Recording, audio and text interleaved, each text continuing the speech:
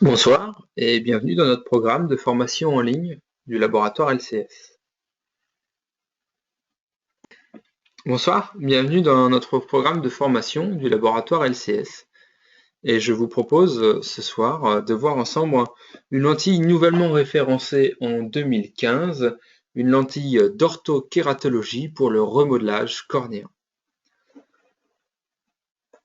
Un petit rappel sur l'utilisation du webinar.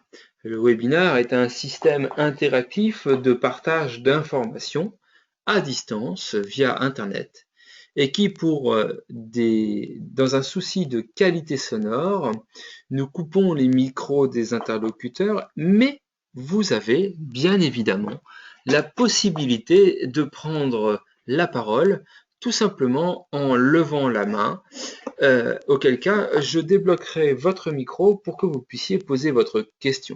Pour cela, il suffit sur votre tableau de bord de cliquer sur la petite main pour pouvoir justement demander la parole, que je vous donnerai bien évidemment avec grand plaisir. Si tout le monde est prêt, je vous propose de démarrer maintenant dans cette présentation en orthoca en commençant par l'indication. À qui est indiquée cette lentille d'orthoca? Si nous insistons encore une fois sur les indications en lentille de contact, c'est parce que meilleure sera l'indication, plus fort sera votre taux de succès. De plus, meilleure sera votre sélection, plus facile sera l'adaptation des lentilles pour votre porteur. La lentille de CRT a la particularité de pouvoir équiper les myopes, les myopies les plus faibles, jusqu'à des myopies plus élevées, jusqu'à environ moins 7,50 dioptries. Attention, cela est très dépendant de la morphologie cornéenne. Mais pas seulement. Nous pouvons également adapter, remodeler les cornées pour des hypermétropes, compris entre plan et plus 3. Il faut cependant être vigilant. L'hypermétropie a une vitesse de remodelage 2 fois plus lente que celle des myopes. Les astigmatismes cornéens sont également prétendants à la lentille de CRT, qu'ils soient faibles ou plus forts. Il faudra cependant s'assurer que la valeur de la sphère soit supérieure ou égale à la valeur de l'astigmatisme lorsqu'on travaille bien évidemment en cylindre négatif. Les anciens porteurs de lentilles, souples ou rigides, présentant des syndromes de sécheresse avec leurs lentilles, et tout principalement les lentilles souples, sont une indication pour le port de lentilles de nuit en remodelage cornéen grâce à l'orthokératologie. Ensuite, il ne faut pas voir l'orthokératologie comme une concurrence à la chirurgie réfractive, bien au contraire, c'est un complément de cette chirurgie réfractive. Pourquoi ? Parce que certains patients ne peuvent être opérés à cause de cornées trop fines, de myopie évolutive, de jeunes en âge ne permettant pas la chirurgie réfractive, on pense entre autres aux adolescents, et puis également les presbytes débutants en monovision. Pour terminer, les sportifs peuvent être intéressés par ce concept lorsqu'ils ne sont pas encore tout à fait prêts à franchir le cap de la chirurgie réfractive, et cela peut également être une étape intermédiaire. Je terminerai par une indication moins connue, mais également intéressante. C'est une indication de post-chirurgie réfractive lorsqu'il reste un petit delta de réfraction qui n'a pu être corrigé lors de l'opération. À ce moment-là, la lentille d'orthoca CRT peut être une indication pour terminer le travail entamé lors de l'opération. Je vous propose de suite de vous présenter donc le concept de notre remodelage. Il s'agit bien évidemment, comme tout principe d'orthoca, d'un port de lentilles de nuit pour ne plus porter dans la journée aucune compensation. Vous aurez, comme sur d'autres lentilles d'orthoca, l'apparition d'une zone plate au centre avec un anneau plus cambré en périphérie, tout comme cela peut s'observer avec d'autres lentilles d'orthocat. L'intérêt propre de l'orthocat, c'est que si votre patient arrête de porter les lentilles une semaine, il retrouvera une morphologie cornéenne similaire à celle qu'il avait avant l'orthocat et sans effet rebond.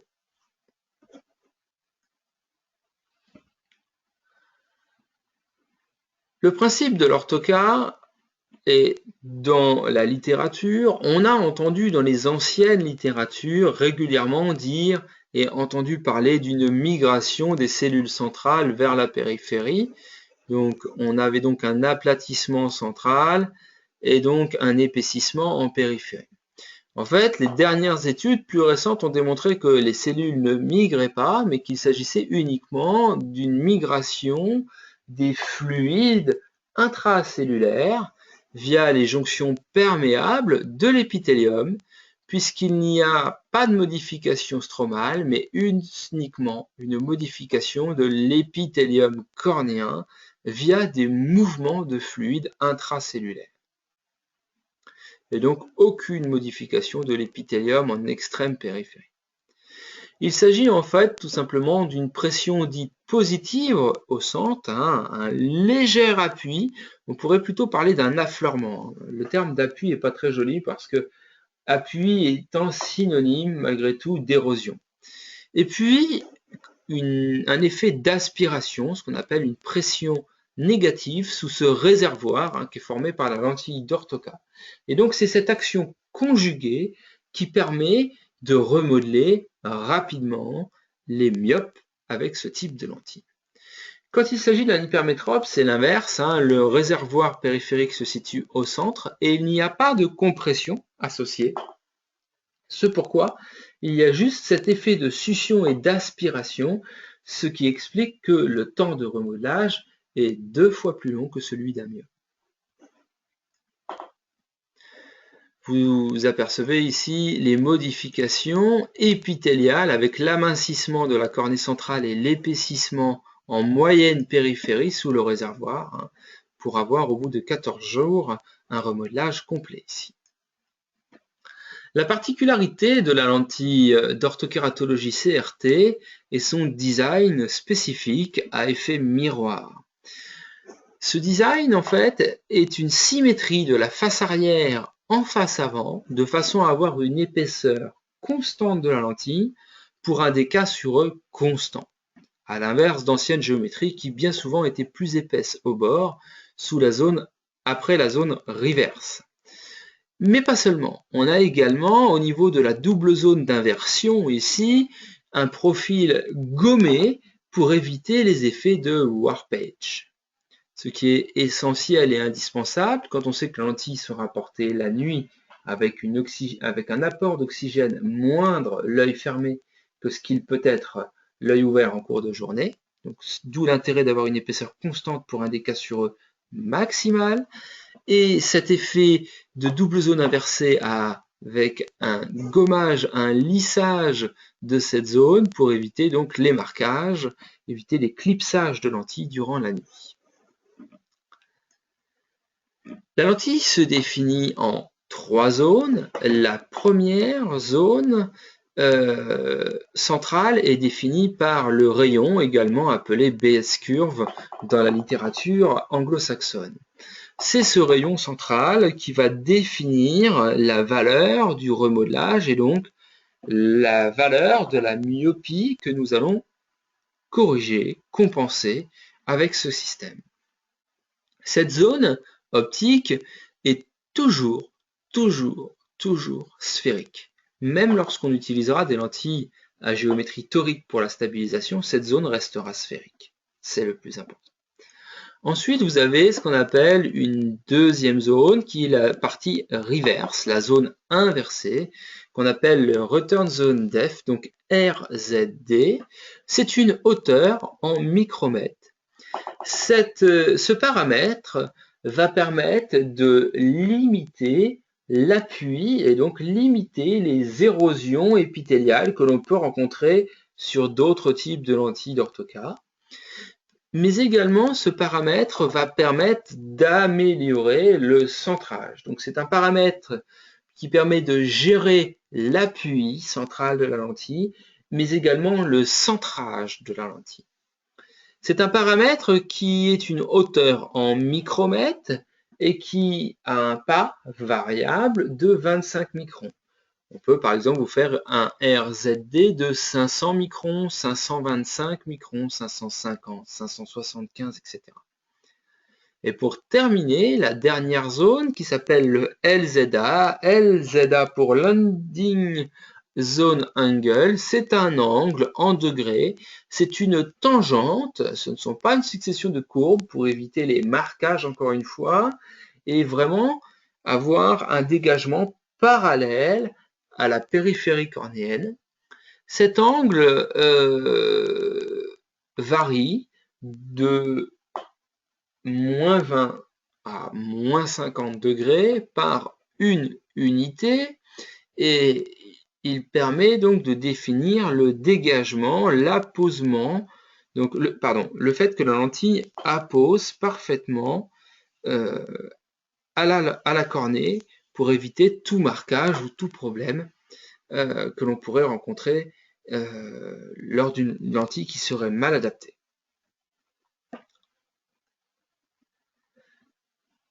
Les trois zones de la lentille se définissent donc par le rayon. C'est une zone centrale lors de vos observations qui sera sans fluo. Puis ensuite, la zone inversée, le RZD, qui elle est définie par cet anneau de fluo typique des lentilles d'orthokératologie. Puis le LZA, le landing zone, qui est cette large zone ici d'alignement avec le dégagement périphérique où l'on retrouve de la fluo. Cette lentille définie par les trois paramètres, le base-curve, le RZD et le LZA, va donc se définir dans sa morphologie par trois séries de chiffres. La première série, qui définit donc le R0 ou base-curve, est notée toujours par deux chiffres. 79 ici dans l'exemple pour 7,70 mm. Ensuite, vous avez la zone inversée qui est le RZD. Elle se définit en micromètres et ici vous avez par exemple 525 micromètres. Ensuite, pour terminer, le dégagement LZA. Ce dégagement LZA ici fait moins 33 degrés, c'est une tangente. Et ces paramètres, vous les retrouverez tout simplement sur la lentille, gravés de la manière suivante. Le base-curve en premier, donc le rayon central de la lentille ici. Puis ensuite le RZD, c'est l'anneau jaune de fluo, la partie reverse. Et pour terminer, le dégagement, l'angle de dégagement de la lentille ici et là, que l'on retrouve avec moins 33. Alors on ne met jamais le signe. Il faut noter qu'il y a une particularité pour le RZD. Vous avez vu tout à l'heure que c'était 525 micromètres, que l'on note 53. On ne note que les deux premiers chiffres et on fait donc un arrondi, tout simplement. Par exemple, 500 sera noté 50, 525 sera noté 53, 550 sera noté 55, 575 sera noté 58, etc., etc., etc. Concernant l'adaptation de ces lentilles d'orthokératologie, pour débuter, je vous conseille de prendre des paramètres cornéens les plus faciles en termes de remodelage, c'est-à-dire des kératométries inférieures à 8,40 mm, une myopie plutôt faible, inférieure ou égale à 4,50 dioptries, et il faut toujours que la valeur de la sphère, comme cela est noté ici, soit inférieure au cylindre. On peut avoir, alors certaines lentilles demandent un cylindre inférieur à la moitié de la sphère. Non, ici, il suffit tout simplement que le cylindre soit juste inférieur à la sphère. Par exemple, ici, on aurait très bien pu avoir un moins 1,50, moins 1, moins 1,50, moins 1,25, ça marche, il n'y a pas de problème. Le cylindre pour la lentille de CRT lorsqu'elle est sphérique le cylindre cornéen doit être inférieur à une 75 dioptrie. Et l'astigmatisme réfractif doit être égal à l'astigmatisme cornéen, c'est-à-dire qu'il ne doit pas y avoir d'astigmatisme interne. On s'est souvent focalisé sur les valeurs de kératométrie, mais il faut surtout prendre en compte la valeur de l'excentricité. L'excentricité, c'est l'aplatissement de la cornée.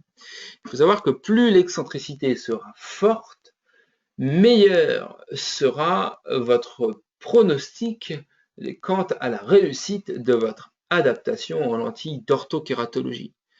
Et il est vivement conseillé d'avoir des excentricités supérieures à 0,4. Plus votre excentricité est faible, plus vos chances de succès sont réduites. Pour terminer, il faut absolument avoir des diamètres pupillaires pas trop grands, parce que sinon votre patient va vous relater des phénomènes d'aberration comme de l'écho, des halos, une sensation de vision pas toujours très nette, et vous ne pourrez malheureusement rien y faire. Donc, attention au diamètre pupillaire. Pour calculer les paramètres des lentilles, nous mettons à votre disposition un logiciel qui vous permettra de calculer et de prescrire les lentilles d'essai. Les lentilles d'essai sont envoyées via l'opticien sur prescription médicale que vous pourrez donc éditer à l'aide de ce logiciel. Il suffit pour cela de transférer les données kératométriques dans le logiciel. Une liaison vers certains topographes existe, entre autres le topographe Medmont, ou bien sinon il suffit de renseigner la kératométrie, la réfraction lunette, les excentricités, le diamètre cornéen.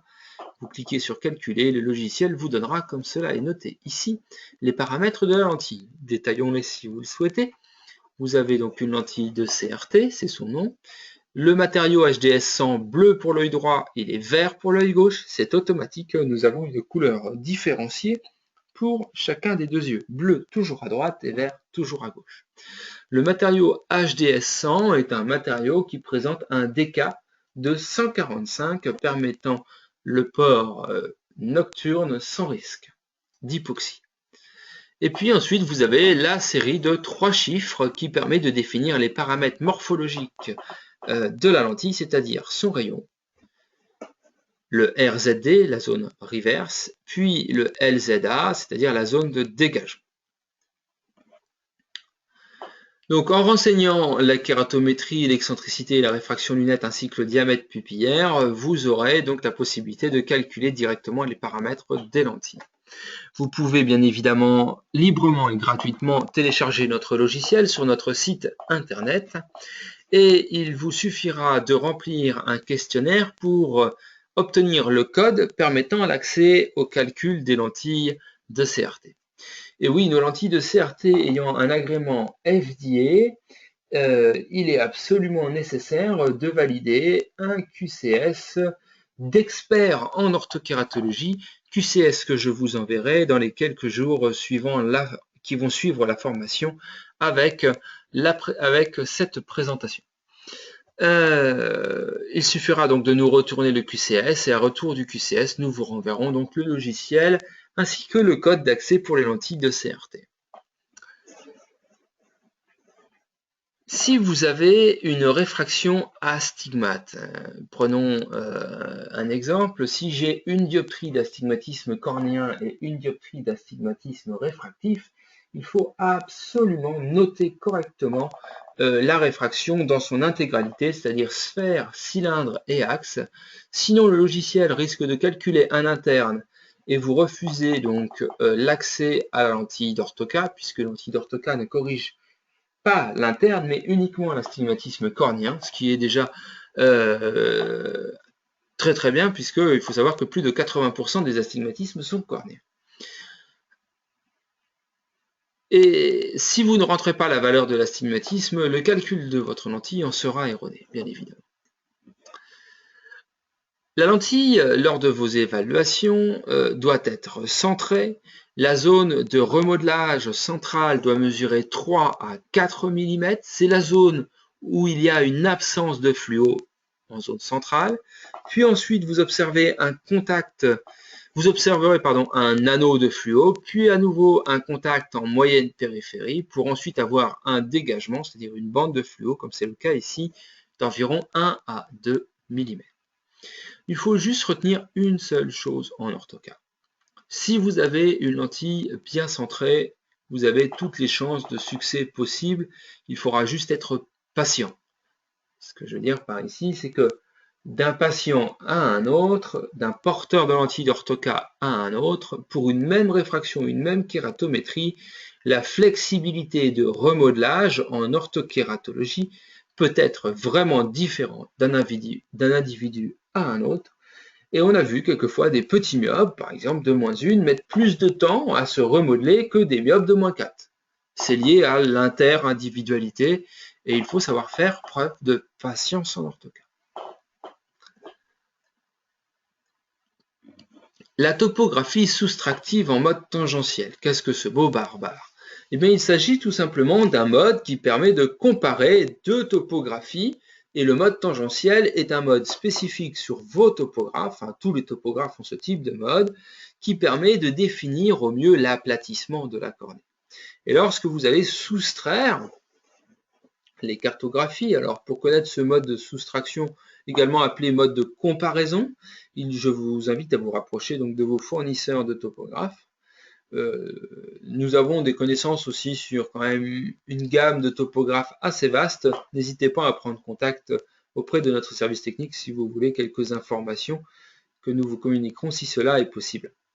Vous renseignez en fait la topographie initiale avant orthocat, puis la topographie pendant l'orthocat, et donc votre logiciel de topographie vous permettra donc d'avoir une cartographie comparative ou soustractive, c'est synonyme, de ces deux cartes. Et le mode tangentiel est tout particulièrement intéressant puisqu'il permet d'évaluer la qualité du centrage de la lentille l'œil fermé pendant le remodelage nocturne. Vous voyez ici cet arc, cet anneau vert, parfaitement centré sur la pupille, nous indique que la lentille est parfaitement centrée la nuit. Et donc, c'est une lentille qui mérite d'être portée. Il est important également lors des rendez-vous de prendre l'acuité visuelle. Celle-ci sera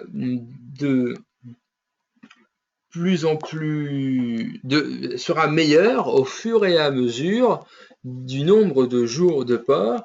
Il n'est pas rare de devoir attendre 1 semaine à 15 jours pour avoir un remodelage complet sur des myopies faibles à moyennes, et cela peut aller jusqu'à 1 mois pour des myopies plus fortes. Au niveau de la fluo, nous vous recommandons l'usage de fluorescéine sous lentille et sans lentille. Vous pourrez remarquer, et il n'est pas rare de remarquer, lors des premiers jours de traitement en orthokératologie, un léger piqueté central, diffus, superficiel, lié à l'affleurement de la lentille dans cette zone centrale, qui va s'estomper au bout de quelques jours et diminuer au fur et à mesure des jours de port et du remodelage de la cornée. Et cela est normal.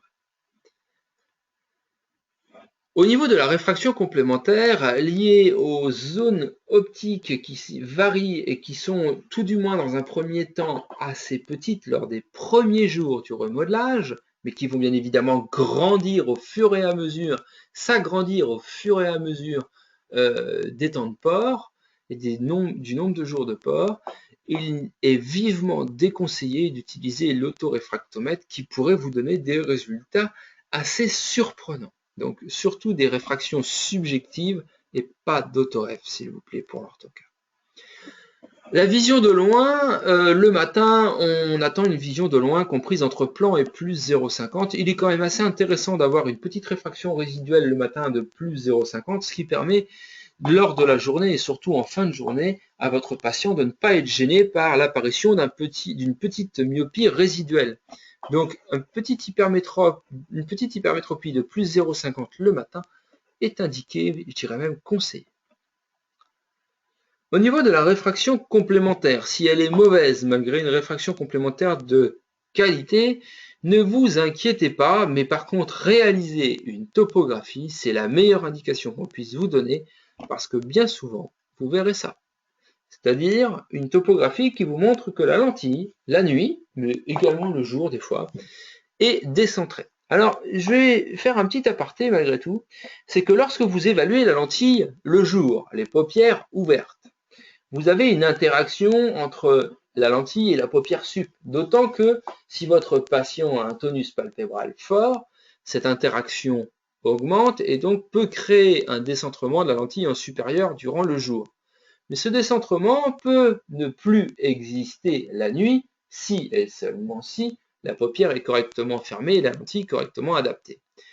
Comme nous l'avons vu précédemment, seule la topographie soustractive tangentielle vous permettra de définir la qualité du centrage pendant la nuit. Et là, sur cette cartographie, en topographie ici, vous pouvez remarquer que la lentille, effectivement, l'anneau est décentré vers le haut, ce qui signifie que la lentille est décentrée vers le haut.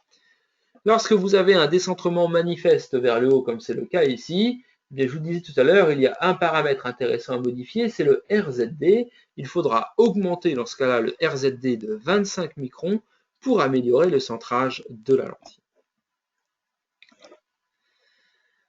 Le protocole d'adaptation est le suivant et il est facile à retenir. C'est toujours le chiffre 1 qui revient, c'est avant une nuit, après une semaine et après un mois. Avant une nuit, après une semaine, après un mois. Voilà.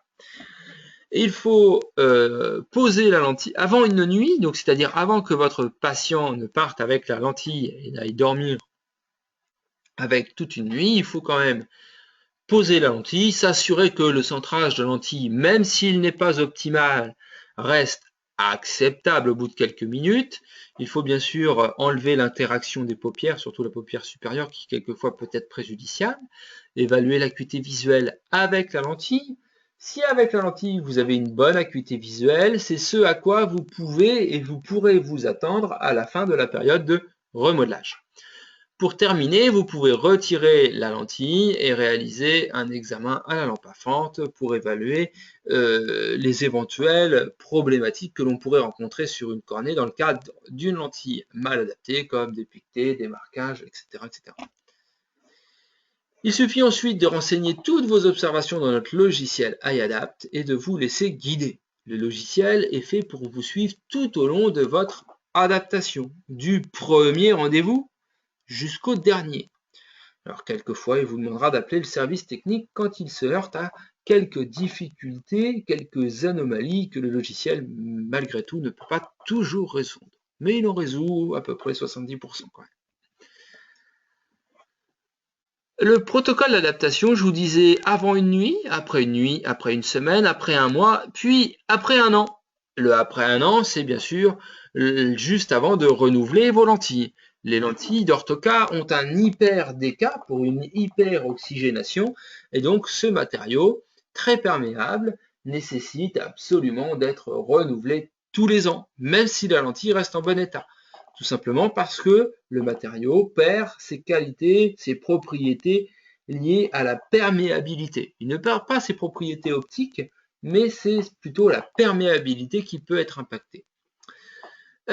Avant chaque rendez-vous, nous vous conseillons de mesurer l'acuité visuelle sans lentille et plus vous allez avancer dans l'orthoca, plus vous allez voir cette acuité visuelle grimper.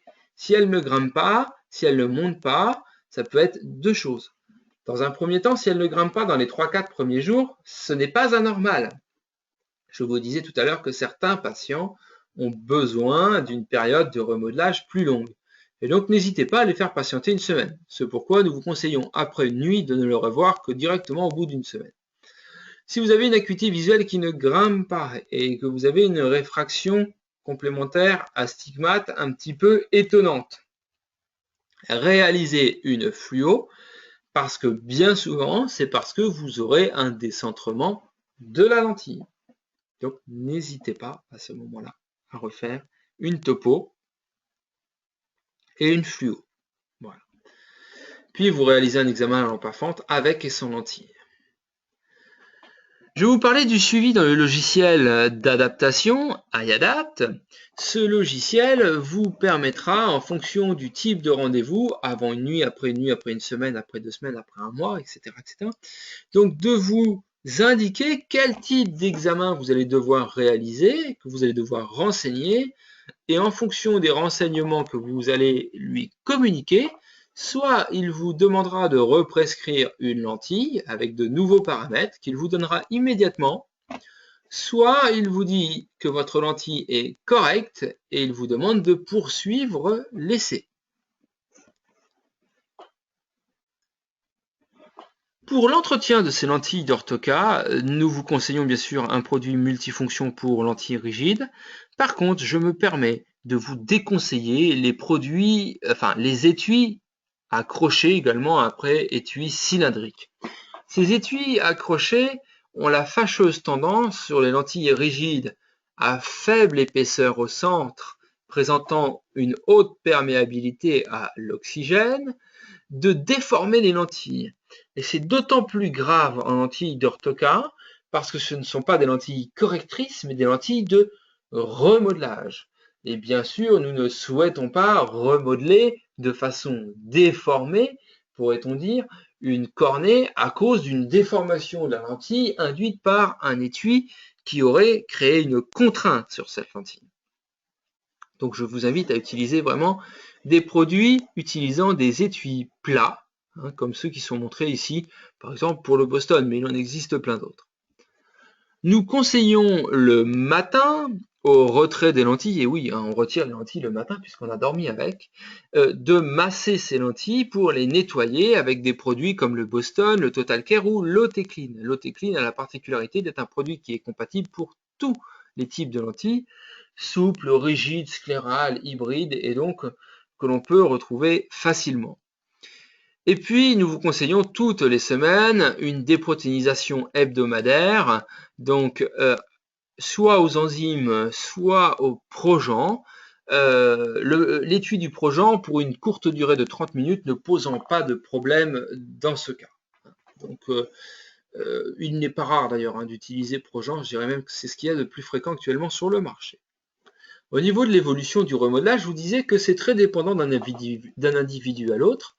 Et vous voyez ici, donc la topographie soustractive ou différentielle d'un patient porteur d'orthokératologie, et au bout d'une semaine, donc vous avez la topo avant et après en bas, et vous avez la cartographie soustractive ici, qui nous indique sur ce topographe. La particularité de ce topographe, c'est qu'il est capable de vous indiquer en dioptrie la valeur du remodelage, donc la valeur de la myopie que vous allez enlever. Et donc, il vous l'indique ici sur une zone d'environ 3 à 4 mm, vous avez remodelé de façon relativement linéaire une myopie d'environ moins 2 dioptries. À 15 jours, vous avez toujours un plateau de remodelage ici, vous voyez, toujours la topographie avant l'orthoca, la topographie après, avec le port de l'orthoca au bout de 15 jours.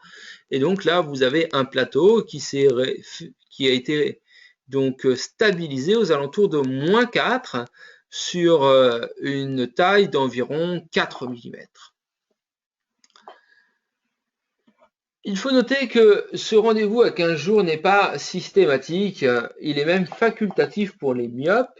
Il est par contre conseillé pour les hypermétropes. Pour un hypermétrope, vous poserez la lentille avant une nuit, vous reverrez votre patient après une nuit, et vous le reverrez non pas à une semaine pour les hypermétropes, mais à 15 jours. Et un hypermétrope, vous ne le reverrez pas à 1 mois, mais vous le reverrez à 2 mois. Donc le myope, c'est avant une nuit, après une semaine, après 1 mois. Et l'hypermétrope, c'est avant une nuit, après 2 semaines, après 2 mois. Voilà. Et donc à 1 mois, ici, vous avez un plateau qui a été, une zone de remodelage qui a été parfaitement stabilisée et linéaire à moins 4. Pendant le remodelage, il y a bien sûr des variations de puissance, puisque vous allez par exemple passer de moins 3 à plan en 1 semaine ou 10 jours, et pendant ce laps de temps, de quelques jours, il va falloir complémenter, compenser la métropie de votre patient à l'aide de lentilles journalières que vous pouvez donc lui proposer et qu'il faudra donc diminuer au fur et à mesure du temps. Un myope est capable, dans certains cas, de gagner 2 à 3 dioptries en une nuit et d'autres ne gagneront que une dioptrie en 3 ou 4 nuits. Donc c'est pourquoi il est absolument essentiel de le revoir le lendemain matin et l'analyse que vous aurez le lendemain matin vous donnera une parfaite indication de la vitesse de remodelage et donc des rendez-vous à définir avec votre patient pour la suite des essais. Je vous parlais tout à l'heure des myopes les plus forts, c'est-à-dire au-delà de 4-50 dioptries. Nous avons choisi, nous, de préserver l'intégrité cornéenne et donc d'adapter ces myopes en 2 étapes. Nous allons d'abord vous proposer une lentille d'orthokératologie dont la zone reverse a été augmentée pour ne pas trop appuyer au centre et pour améliorer la qualité du centrage de la lentille. C'est ce qu'on appelle la lentille de pré-remodelage. Pour initier le remodelage, je vous conseille d'utiliser cette lentille sur une période de 15 jours. Vous ne arriverez pas avec cette lentille, ou que très rarement, à remodeler entièrement la cornée. Mais vous arriverez, et le but de cette lentille est d'initier le remodelage et d'avoir une myopie résiduelle sans la lentille en dessous de 4 dioptries. Une fois que vous aurez cette lentille, une fois que vous aurez que votre patient aura porté cette lentille une quinzaine de jours et que vous aurez donc effectivement une myopie résiduelle inférieure à 4 dioptries, vous pourrez à ce moment-là tout simplement commander la deuxième lentille pour terminer le travail. Bien évidemment, si les lentilles initiales nous sont retournées en bon état et dans les délais impartis, nous ne facturons pas cette première lentille. Même s'il y a 2 lentilles pour remodeler en orthoca dans ce cas, dans cet exemple, nous ne facturons qu'une lentille. Le logiciel vous l'indiquera d'ailleurs, qu'il y a 2 étapes et donc 2 lentilles à commander. On ne commande pas et jamais les 2 lentilles en même temps. On commande toujours la première lentille, on s'assure que ça va bien, et si ça va bien, au bout de 15 jours, on commandera la deuxième. Je vous disais tout à l'heure qu'il était possible d'équiper les astigmatismes cornéens lorsqu'ils sont supérieurs à une 75 dioptries. Pour cela, il s'agit de la lentille CRT dual axis pour 2 axes, comme l'astigmatisme. Et donc, en fait, vous noterez ici l'apparition de 2 RZD. C'est au niveau de la zone reverse qu'est générée la toricité de la lentille, la zone optique centrale, elle, restant sphérique pour un remodelage parfait sphérique. Seul le conseil technique sera habilité et à même de vous fournir les paramètres des lentilles nécessaires pour une lentille CRT dual axis. N'hésitez pas à contacter le service technique. Je vous disais tout à l'heure que cette lentille ayant un agrément FDA, nous avons une déclaration d'expert à faire en orthoca. Je vous demanderai pour cela de remplir un petit QCS qui est très simple et qui va tout simplement vous poser quelques questions sur les éléments essentiels à connaître pour adapter en orthokératologie. Et donc, je vous enverrai ce questionnaire très rapidement, en même temps que cette présentation, de façon à pouvoir y répondre très simplement. Il suffira de me retourner votre questionnaire à l'adresse iadapt@laboratoire-lcs.com pour que je vous renvoie le logiciel et le code d'accès spécifique à l'onglet d'adaptation des lentilles CRT. Cette présentation touche à sa fin pour ce soir. Je vous remercie de votre participation et je vais vous laisser la parole si vous avez quelques questions. En tout cas, merci à vous.